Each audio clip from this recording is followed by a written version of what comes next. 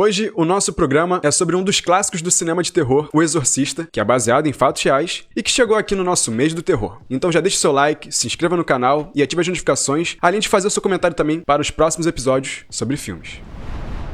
Fala comigo, eu sou Victor Alvino, ator e filmmaker, e ao meu lado está Leonardo Teixeira, cinéfilo, e hoje falaremos sobre O Exorcista, um filme que mudou aí os efeitos especiais, revolucionou a história dos filmes de terror e levou muitas pessoas para as salas de cinema, além de também traumatizar muita gente, né, Léo? Também tirou muitas pessoas da sala de cinema, né?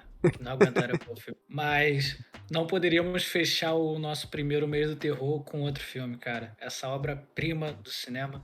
Não só do cinema de terror, mas como dos filmes em geral. Pra mim é um dos melhores filmes de todos os tempos. E me arrisco a dizer que deveria ter ganhado o Oscar de melhor filme. Até virou uma história sobre o boicote, né, do Exorcista no Oscar. Teve um burburinho também disso, né? Assim, o filme que ganhou, O Golpe de Mestre, também é muito bom. Então, assim, eu sou um pouco suspeito pra falar que eu gosto muito dos dois. Mas ele ganhou o Globo de Ouro, né? Ganhou o Globo de Ouro de melhor filme de drama. Os atores ganharam, a Linda Blair, a Ellen Burstyn, o ator que faz o Padre Karras também, todos ganharam Globo de Ouro. E eles ganharam, acho que, de melhor roteiro, né? Que é Melhor roteiro adaptado e melhor design de som. Que o filme é baseado num livro, né? O cara que escreveu o livro é o produtor do filme. Você tem mais informações sobre o assunto, né? E é maneiro mencionar também que esse foi o primeiro filme de terror a ser indicado a melhor filme, né? Isso só veio acontecer novamente em 2018, com Corra. Então, pra tu ver o tempo, né, que demorou pra um filme de terror que também conseguisse outro espaço, né? Pra tu ver como é que O Exorcista foi um filme tão bom, né? Tanto que outros filmes usaram O Exorcista como referência, né? Pra poder montar suas histórias. Além do que a gente já falou anteriormente, né, no episódio passado sobre It, é um filme que, apesar de ser um filme de terror, ele tem várias subtramas, né? Tem várias histórias. Tem o núcleo ali do padre com a mãe dele, tem o núcleo da família, né? Que é da Regan ali, a menina que é possuída. Então, tem várias subtramas e o diretor, né? O roteirista, ele consegue costurá-las muito bem ao longo do filme. E, cara, é o que você falou, é baseado no livro, mas o livro também é baseado em fatos reais. Aí dizem que na década de 40, né? Houve uma possessão numa cidade e o escritor, né? Que também foi o produtor e roteirista do filme, ficou impressionado com a história e anos depois ele veio escrever o livro, depois também foi adaptado pros cinemas, né? Ainda bem que eu não soube dessa informação quando eu vi o filme, que senão eu ia ficar meio bolado, mas... cara, o filme é tão bom que eu na verdade, nem fiquei com medo, assim. O filme, pra mim, era tão bom que até passou por cima dessa parada, assim, do terror, sabe? Eu queria ver o que ia acontecer. Então, te deixa angustiado com as cenas, né? Meio grotescas, assim, mas ele não deixa cair o nível em nenhum momento. É sempre o início ótimo, construção dos personagens. É igual você falou, tem a parte do padre, a parte da mãe com a Regan, uma mãe solteira, né? O pai não tá presente. E depois como que essas histórias convergem, né? E muita questão ali da igreja católica. O que eu achei muito interessante é que o padre Karras ali, que é o ator principal do filme, ele é um padre e um médico, né? Um psiquiatra. Então, um cara que é muito ligado na ciência, né? Tanto que quando a mãe, né, a Chris, pede para ele fazer o exorcismo, ele fala que não, o exorcismo não é feito desde o século XVI.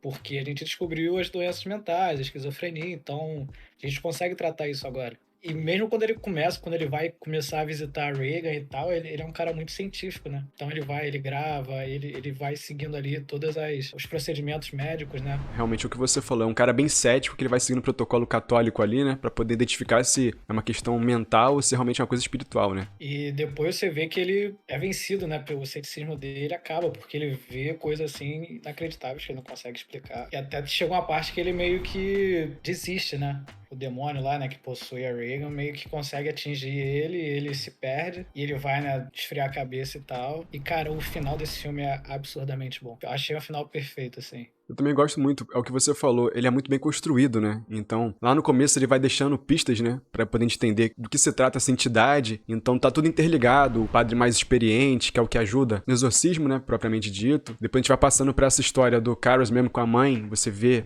que ele é um padre cético, que a fé dele tá abalada, de certa forma, e que tu vê que ele também tem as falhas dele, né? Ele é um padre que tá ajudando aos outros, mas tem as suas próprias falhas. Tem depois a linha do policial, que vai investigando os crimes que vão acontecendo, né? Ao longo da história, os homicídios ali e tudo mais.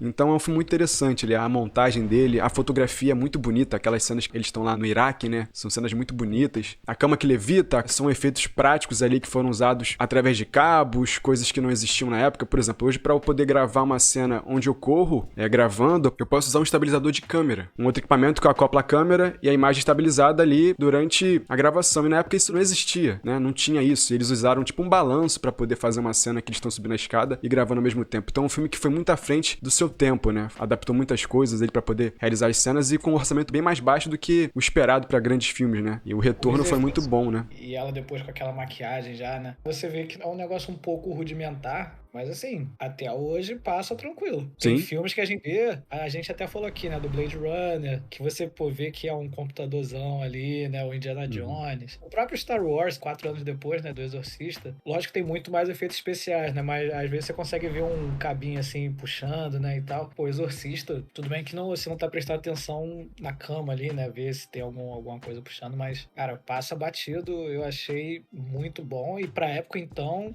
eu talvez seria um dos que sairia correndo do cinema ali com medo. É justamente o que você falou, ele permanece muito bem feito, né? Apesar de você sentir mais mudanças, né, na tecnologia, é evidente que muita coisa foi evoluindo, né? E se mantém bem até hoje, né? Tu vê que às vezes um filme que tem um orçamento muito maior, feito hoje em dia, em 2023, não tem essa riqueza de detalhes, que é muito também do olhar do diretor, né? Gravando ali, usando efeito prático, que a gente fala, através de efeitos que existem ali, sem ser feito por computação, né? Na pós-produção, na hora da edição. E às vezes saem muito bem no resultado final. É tipo o Christopher Nolan, que gosta de usar muito isso nos filmes atuais, né? Então, tipo, a origem realmente existiu, aquela caixa que vai girando com o pessoal ali dentro, então esse diretor ele também utilizou isso nesse filme, e tanto é que ele é um dos mais importantes assim, junto com Spielberg, com Coppola, Scorsese, George Lucas, né, eles foram ali a galera que se uniu, né, no movimento da nova Hollywood, né, na década de 70 e pôde beber muito da novela vague ali, né, filmes da região europeia, japoneses, e revolucionaram, né, o cinema norte-americano, então foram muito importantes pra essa época, e todo mundo que veio depois também foi usufruindo ali dessas referências que eles abriram ali nos caminhos, né. Cara, não à toa é um clássico, porque tem algum motivo. A gente tem livros, tem o Maquiavel que foi feito no século XVI, até hoje é relevante, porque só você lê o livro e você vê que tem tudo lá que é usado até hoje por políticos, né, na geopolítica e tal. Exorcista é a mesma coisa, é um ícone da cultura pop. Uhum.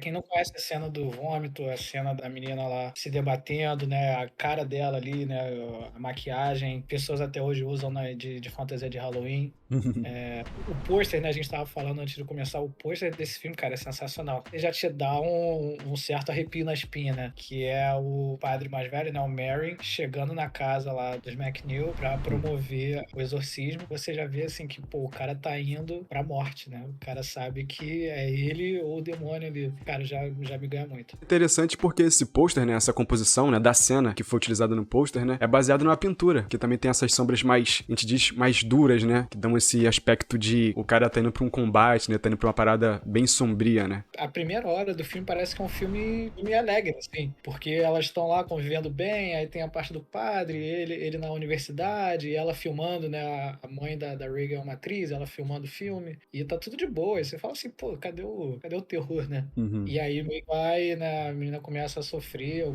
parece que tá doente, né, ela reclama, aí começa a acontecer coisas estranhas, mas a primeira parte do filme ali pra mim, a Ellen Burstyn é dona e proprietária do filme, parte engraçada, depois a parte dramática e mais dramática ainda, até o ponto que ela desiste, né, ela não sabe mais o que fazer, e do meio pro final acho que aí é o Padre Karras com o Padre Merrin, os dois ali, né, a parte final do exorcismo é muito boa, né, cara, toda aquela cena ali, a casa balançando e os dois caindo, e você vê o desespero dos dois, o final, então, aí, melhor nem falar, manda a galera ir lá assistir, porque vale a pena. Realmente vale muito a pena porque é o que você falou, tá todo mundo muito bem ali, né? É bem dividido, é muito bem organizado. Quando se juntam, né, todos esses círculos que a gente falou anteriormente, esses núcleos se juntam ali no final ali, que é pro embate com a entidade ali, né? É bem interessante tu ver o que cada um tá passando, né? O padre Karras tem as questões da abalo da fé dele pela mãe que ele perdeu recentemente. O outro padre é citado ali, né, na primeira hora do filme ali, que ele já teve uma espécie de exorcismo que ele fez na África, e agora ele meio que tá querendo voltar nesse embate, né? Tanto é que o próprio demônio lá fala Mary, né, ao contrário lá, e ele entende que é o inglês ao contrário, que tava meio que chamando o padre. É mãe, né, cara? Ela tá ali tentando arrumar todos os jeitos possíveis de reaver a filha, mesmo que ela não acreditasse, depois ela passa a acreditar. Então é muito interessante como as coisas vão se interligando, né, pro final ali, pro ápice do E filme, até né? quando a Reagan começa a ter esses problemas, é muito crível, assim,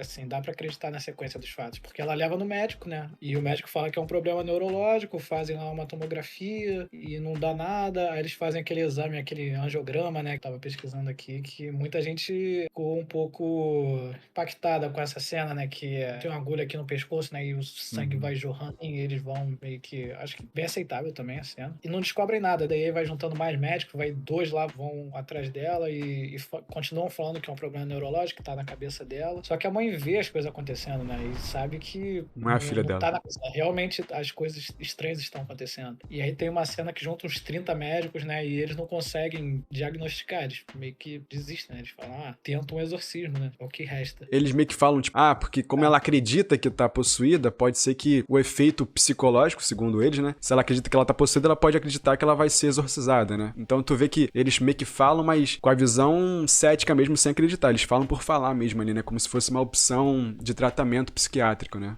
Exatamente. E ela realmente tenta porque é a última alternativa, né? Porque ela já tinha agredido a própria mãe, né? A última pessoa que ela pediu ajuda foi o Padre Karras, né? Que é quando o filme se encontra, né? E aí começa a final. E dali pra frente também é só o nível de ação. E, cara, aquela trilha sonorazinha, aquele pianozinho, já cria um ambiente ali de tensão. É um dos temas de filme mais famosos aí, né, Léo? Começa a tocar, todo mundo já pensa em Linda Blair se contorcendo na cama, né?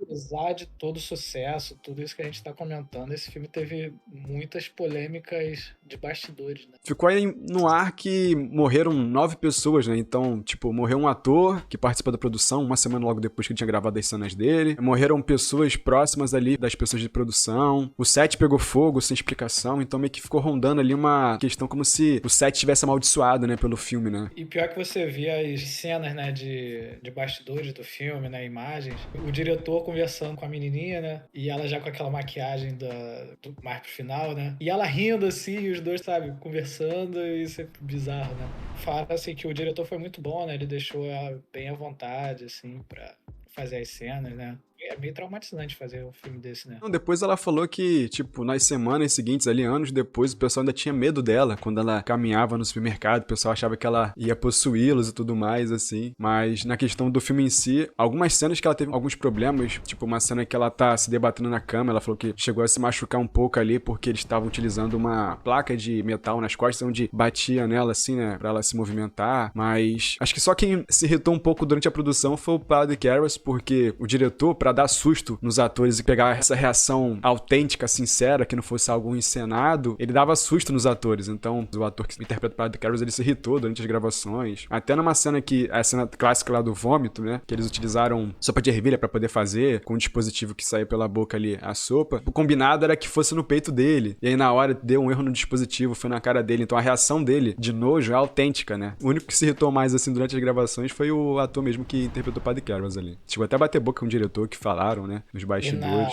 pós-produção foi o produtor, né? Que se irritou com o diretor. E aí, cara, né, isso acontece em muitos desses filmes de terror que viraram clássicos, né? O cara quer ser o dono, né? Tipo, ele, o criador, eu que criei o Jason, ou eu que criei o Exorcista, né? E o cara fez o roteiro e tal, mas o diretor que fez o filme. E aí, tanto que agora, se você for ver o filme, tem o nome do produtor antes, né? O Exorcista de William Peter Blatty. E ele até chegou a processar o William Friedkin, que é o diretor, depois do filme, porque o cara excluiu ele da produção durante as filmagens, e aí até 2001, tipo, 30 anos depois ainda tava rolando processo entre os dois. Você vê, né, bizarro é isso, né, o negócio faz sucesso e aí a galera quer pegar cada pedacinho, né. E inclusive agora a gente falando do diretor, ele faleceu recentemente, né? Faleceu em agosto. Outra lembrança é que esse filme tá fazendo 50 anos. O filme foi lançado em Halloween de 73 e nós estamos aqui no mês do Halloween de 2023, então 50 anos depois ainda estamos empolgados com esse filme. E engraçado que os primeiros atores cotados para fazer o Padre Karras, o favorito ali era o Jack Nicholson, e o Paul Newman também chegou a ser cotado. Acho que eu conseguiria ver o Jack Nicholson ali como Padre Karras, Paul Newman talvez não. E até pra mãe da Reagan, né, pro papel da Chris, teve Audrey Hepburn, Annie Bancroft, Jane Fonda, like, 3 das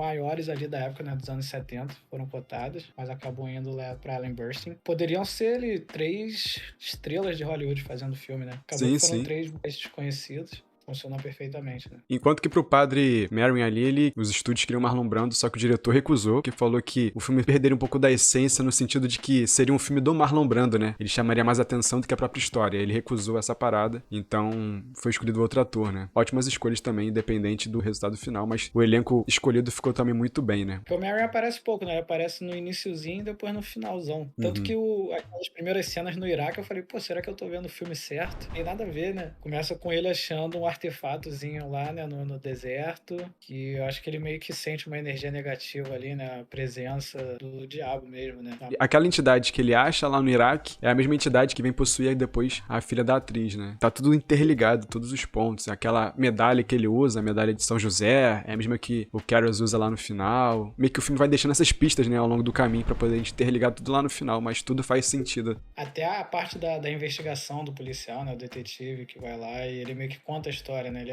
tal pessoa caiu da escada, né? Tem uma escadaria enorme ali, né? Onde a Regan mora. Em frente ao quarto dela, né? Tem uma escadaria. E ele fala que pode ter sido na queda, né? Que a cabeça do cara virou ao contrário, né?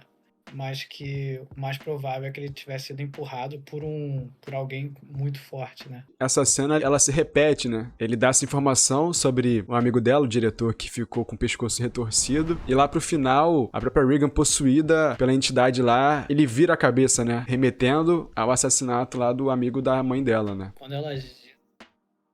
360 dá muito nervoso. Dá muito nervoso mesmo. E, cara, achei aquele ato ali de heroísmo mesmo do Padre Karras no final, né?